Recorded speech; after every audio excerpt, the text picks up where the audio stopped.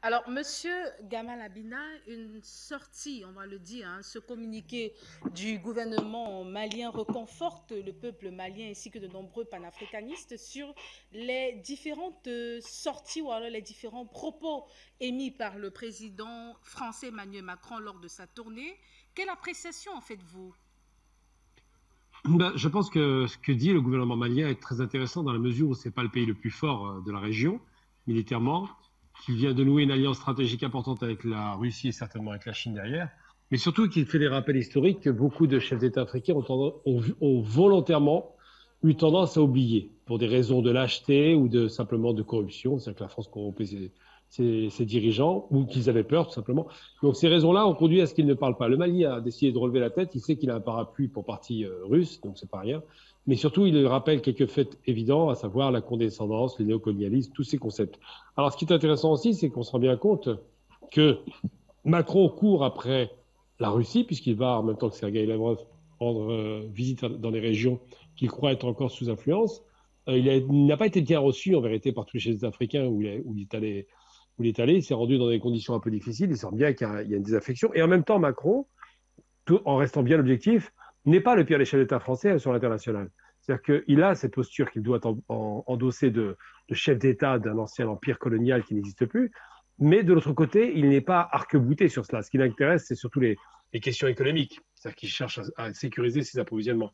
Et lorsqu'il fait cette danse du ventre en dénonçant, il a bien fait, en dénonçant les colonialismes antérieurs qui ont été, de son point de vue, cadamiteux, il le fait pour dénoncer au mieux les Russes ou les Chinois qui arriveraient. Alors c'est stratégique, c'est une façon de dire à la fois je suis honnête et en même temps je veux me débarrasser de mes adversaires, mais c'est bien une concurrence économique qui est en place puisqu'on voit bien que la plupart des dirigeants occidentaux, particulièrement Macron l'a vu, Erdogan pour ce qui concerne l'Orient, mais surtout Blinken, que je dirais blind, parce qu'il est complètement aveugle de la réalité, Blinken, se précipitent en Afrique et non pas en Asie pour faire la tournée des popotes et pour essayer d'avoir des alliances. Ils se rendent bien compte que l'enjeu géopolitique et géoéconomique, c'est l'Afrique.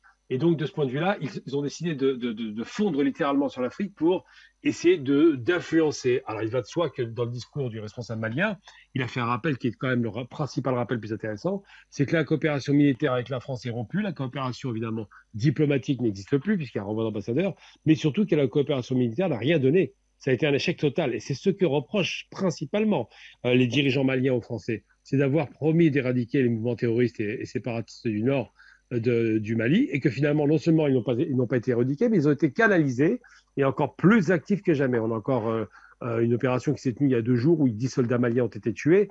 Donc beaucoup d'opérations de contre-offensive. Donc on voit bien qu'on arrive à un tournant stratégique décisif et les Français passent effectivement pour des donneurs de leçons qui n'ont pas tenu leur parole. Donc Macron, lorsqu'il arrive au Mali, enfin il n'arrive pas au Mali, mais lorsqu'il arrive en Afrique plutôt, pour dénoncer l'influence russe en Afrique, particulièrement au Mali, pour prétendre qu'il y aurait une espèce de mythique force armée indépendante de l'État russe qui s'appellerait Wagner, ce qui est encore une fabrication de l'État, enfin de l'Occident. Il fait cela parce qu'il se sent en perte de vitesse. Alors il arrive avec tout un tas de discours extrêmement maladroits, il arrive avec des postures très maladroites aussi, il dit beaucoup de choses et beaucoup de bêtises, il dit des vérités sur la question coloniale passée, mais il considère aujourd'hui que la posture néocoloniale n'existe plus. C'est là qu'il y a un problème. C'est-à-dire que ce rapport paternaliste, et ça a été souligné d'ailleurs par ce responsable politique, enfin militaire de la France vis-à-vis du Mali, il l'a répété 3 fois quand même, ça a du sens. Ce rapport paternaliste dit beaucoup de choses et commence à vraiment poser problème à l'Afrique au sens large du terme. Alors moi, je ne dis pas l'Afrique parce que ça ne veut rien dire, je dis les Afriques. Les Afriques sont aussi diverses que variées, aussi riches que pauvres, mais surtout aussi communes dans leur passé par rapport à la colonisation barbare anglo-française, espagnole et portugaise, et puis hollandaise ou allemande pour un certain temps. Donc aujourd'hui, on doit penser que Macron est en perte de vitesse, qu'il y va pour sauver ce qu'il reste à sauver de cette influence coloniale, et que, évidemment, indépendamment de Macron, nous avons aussi d'autres chefs d'État occidentaux qui vont faire le voyage. Je vois bien les Allemands refaire un voyage. Ils multiplient les sorties et les voyages parce que le tournant sera décisif, c'est l'entrée de l'hiver en Europe. Il va falloir se rapprovisionner en gaz et en matières premières. Et là, clairement, le seul moyen pour que la France et le reste de l'Europe s'en sortent, c'est de passer par l'Afrique et de par les alliances qui doivent radicalement changer.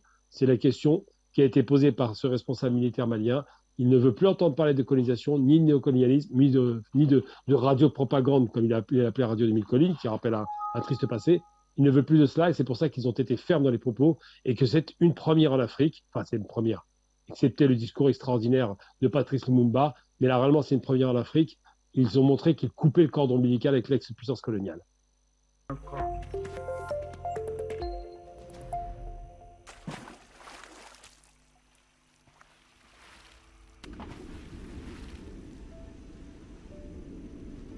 Afrique Média. Le monde, c'est nous.